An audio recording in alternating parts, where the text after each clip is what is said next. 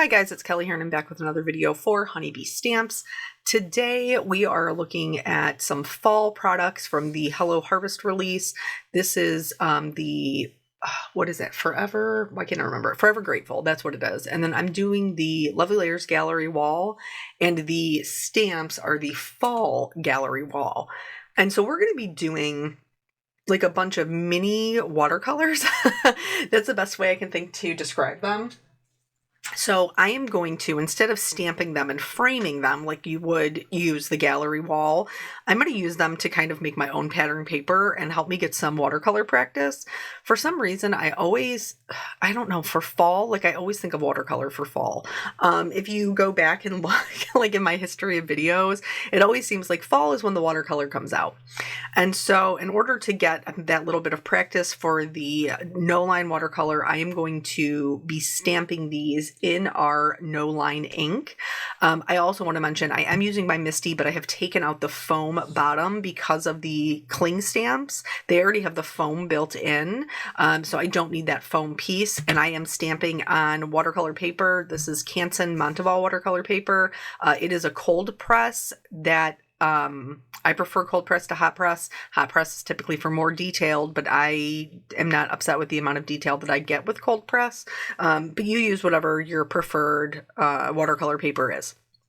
So I do like to have a little bit of a bolder line because I guess maybe it helps me be more confident in where I'm going with my watercolor. So I do stamp mine twice, and you'll see there's like this big gaping hole in the middle. I'm not overly worried about that because I am going to put my sentiment in a frame, but I am going to kind of fill in some of my edges so that it feels like maybe the paper kind of continues on, and it's not just this one, little sheet. So I'm stamping some edges just to make sure that it looks like it continues on. And honestly, after this was done, I trimmed it down even more so that I could have a border. Your girl loves a frame. I love a frame. I can't stop it. And so really some of these, like we won't end up seeing. I'm going to be using my Altenew watercolor paints. They are tubes. I've put them in pans myself. So I'm going to be using those, and then also some metallic paints. You don't necessarily need metallic paints to do the gold highlight that we're going to do at the end. You could use Perfect Pearls. You can also use Spellbinders has like a little watercolor mixing set that is just gold, silver, and black. You could use that as well.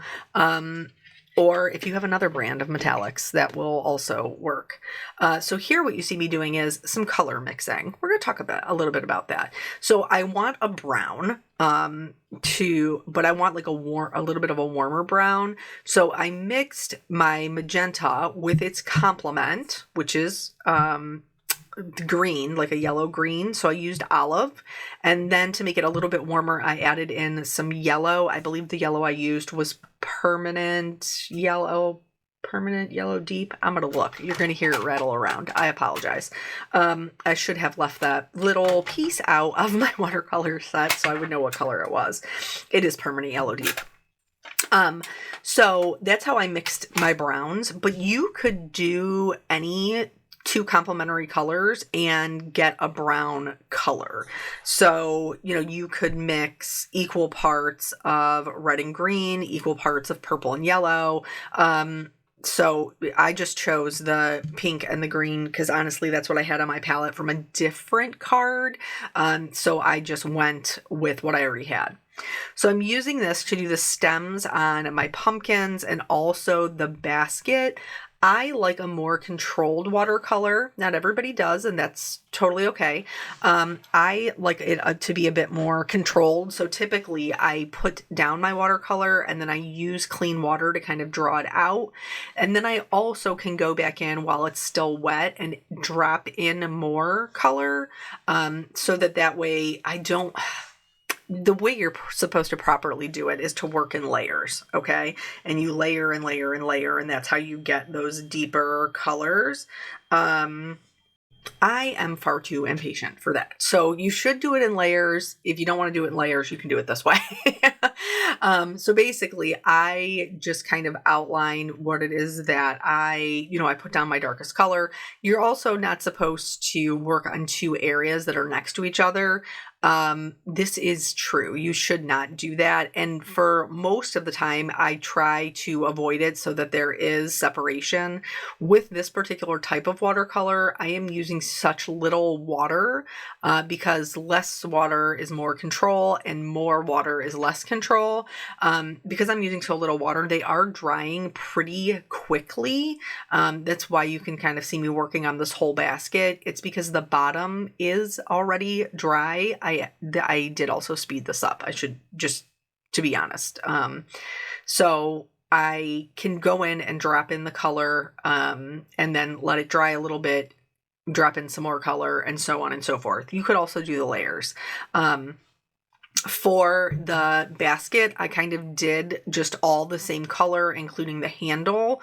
And that's also what I'm going to use for like the little corks in this top. Like there's a bottle and a pitcher, those corks, and then on the right hand side there is like an old kind of like jam jar style, which I think traditionally you would see more as a plaid. I decided to do mine more as like a burlap so I could just continue that brown on.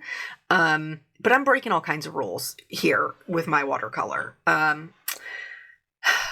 Like when we're teaching something, you're supposed to teach it the right way to do it. But sometimes, like when you're in a rush or you're feeling impatient or you just are kind of lost in thought and doing your own thing, which is really kind of what happened to me here. It's okay. If you know what is going on and you understand the watercolor well enough to know what is happening, once you have that good understanding, then you can break the rules. You don't have to follow every single rule.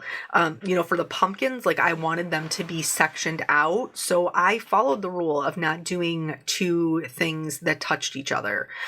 For the tree up in the top right corner, I didn't. I did all of it while it was still wet from the first go round, and I just dropped color in, waited for it to dry, dropped some more color in.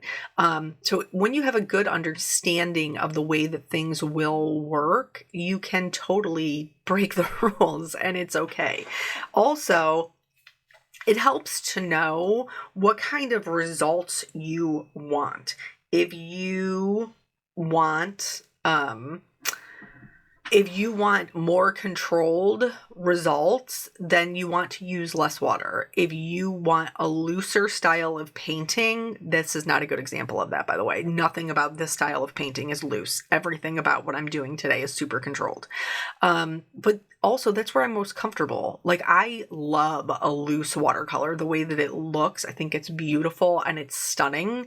Most of the time when other people do it, honestly, not necessarily when I am doing it.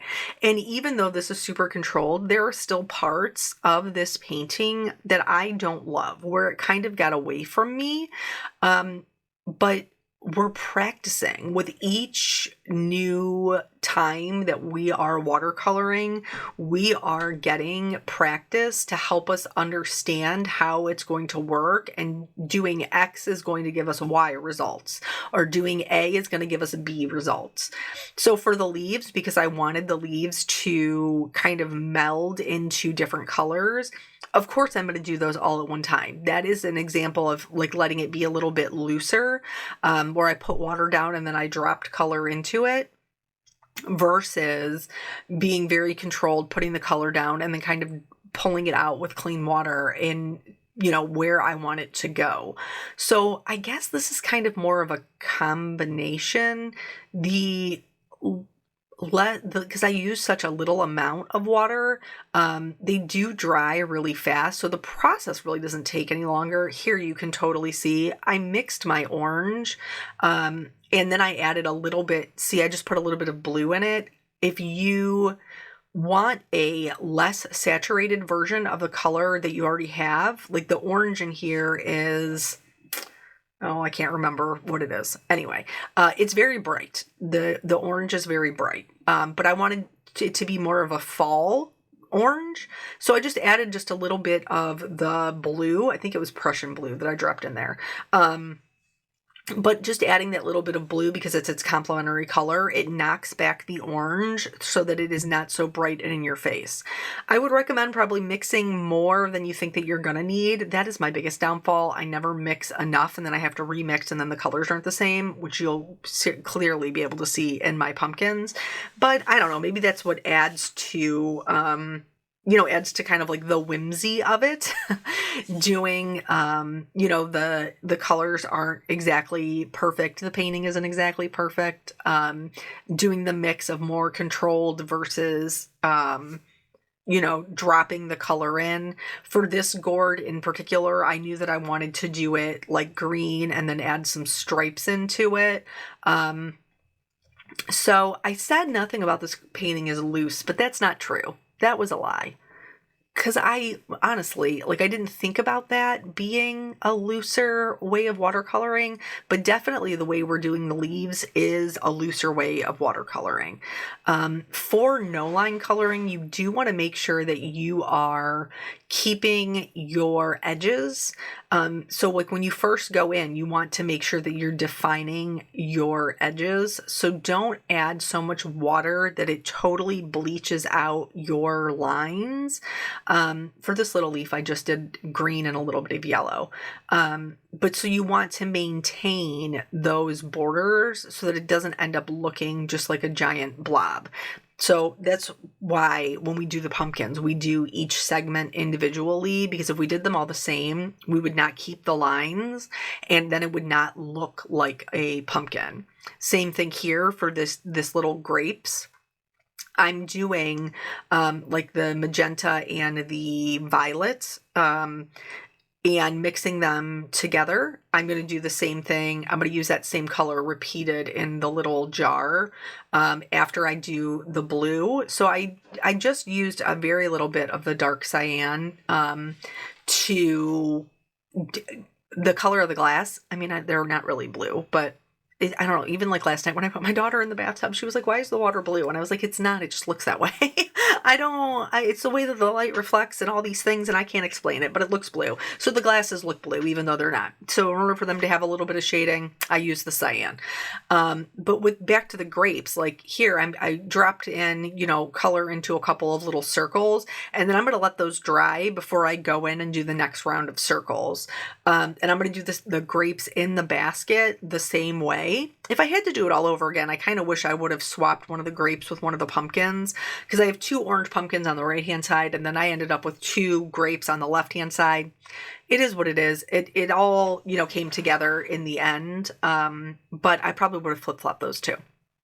Anywho, so I showing you the majority of the painting. Here I'm going back in and I'm using a little bit of darker green to add back in those details into the gourd, into the leaf. I'm going to use a little bit of the brown mixed with the orange to do the details for the pumpkin, whether it's going to be, this one's like quite spotted, to do the spots on there, or to add in, some striations on the other pumpkin to help give it a little bit more shape. There's things that you can do, to go back in and add those details. This is one style of card that shockingly I don't use a white gel pen on, but you absolutely could, to add in a white highlight, or you could use a gouache, like a solid white. Gouache is like a more opaque watercolor. I don't know how to explain that either. But anywho, if you want to learn about gouache, watch Dawn Woolslagel. She has videos on it, and she's fantastic. Or watercolor, like way better. But anywho, this is like the beginner's guide to doing watercolor and to practicing. The other thing, which I thought you would be able to see on the screen, but unfortunately you cannot, I am taking the time when I'm rinsing off my brush and picking up new color. You want to make sure that you are blotting the base of your bristles on a paper towel, because that's going to suck up all of the extra moisture. Your brush should not be dripping wet. And when you take your water to the paper, it should not be bubbled up. You should just see a sheen of it. This one down here, with the pumpkin and the gourd and then the smaller pumpkin, this one is the one that really kind of got away from me. It's sitting on like a little bed of leaves. I did struggle with this one and keeping everything kind of nice and tidy. So just so you know, even when you're somebody who, you know, kind of does this a little bit more often, there are ones that can for sure still get away from you. I wanted this middle pumpkin to read more of like a tannish color. And I think I did achieve that, but it was a struggle for me. So you can use a dry brush to suck up color. So when those little middles of the pumpkin kind of got overwhelmed with the brown, I rinsed the brush, I dried it off, and then I went in to each section and like kind of patted it so that the pigment would be sucked up into the brush, and then, you know, wiped that off, and then went in and sucked up some more pigment, so on and so forth. So you can use your brush as kind of like a little bit of an eraser.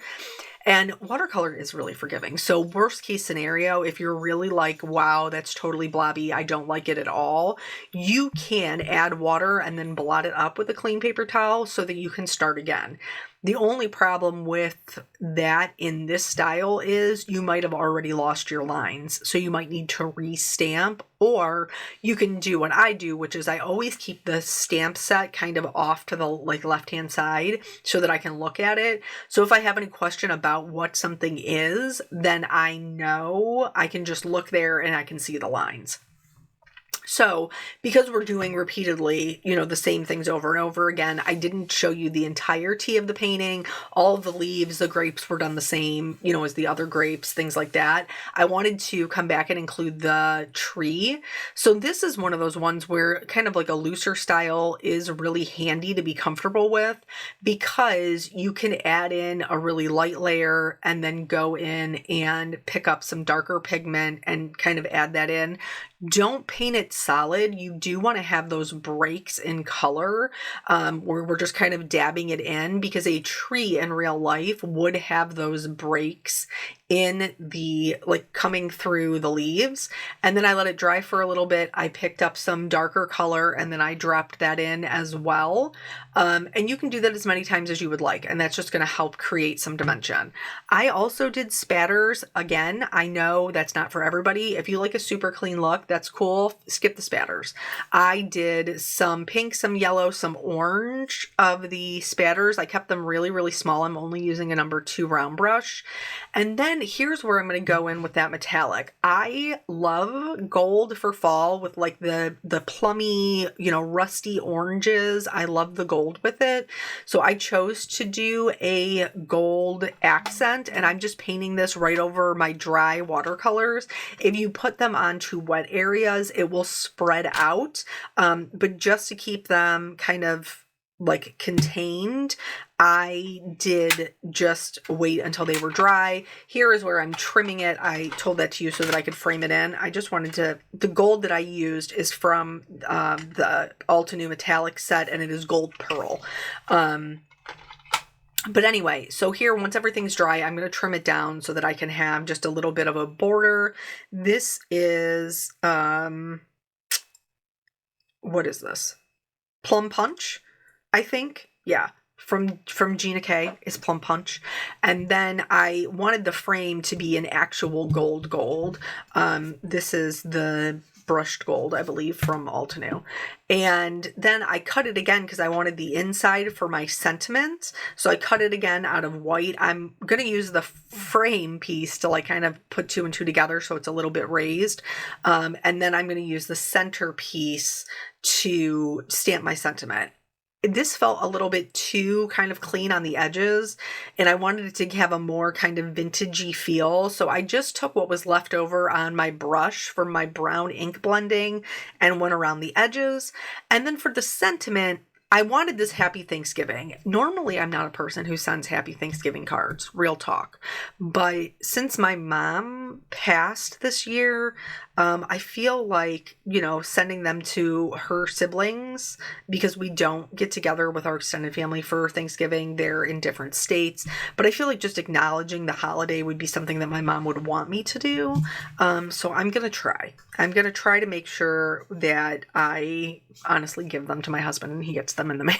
In the mail. But anyway, this Happy Thanksgiving is long and I wanted it to be stacked because I already knew that I was going to have a lot of open space in the inside of this frame. So I used my little, this is just pixie tape. I marked off, covered up the one I didn't want to stamp, which at first was the Happy and now is the Thanksgiving. Then I can remove the tape. I can stamp down my sentiment, and then put on the gold embossing powder and then heat set that. You do want to make sure that you clean them really well in between, because otherwise if you have some ink that is left on the stamp, you're going to see that on the white paper. So then I wanted to do like a mat inside the frame.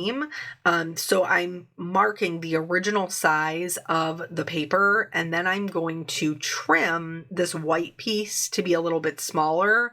And then that way, when I glue it down, I will know how big I need to trim my piece to match the actual inside of the frame.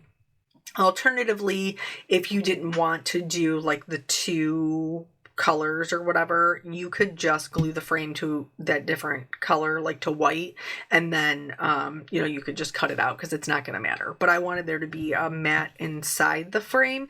You wouldn't realize how hard like matting an actual picture frame is, but back in the day when I used to try to frame, I would pay to frame my cross stitches, which actually was at my parents' house yesterday, and I found so many, like ones that I made for my parents, one that I made for my grandmother.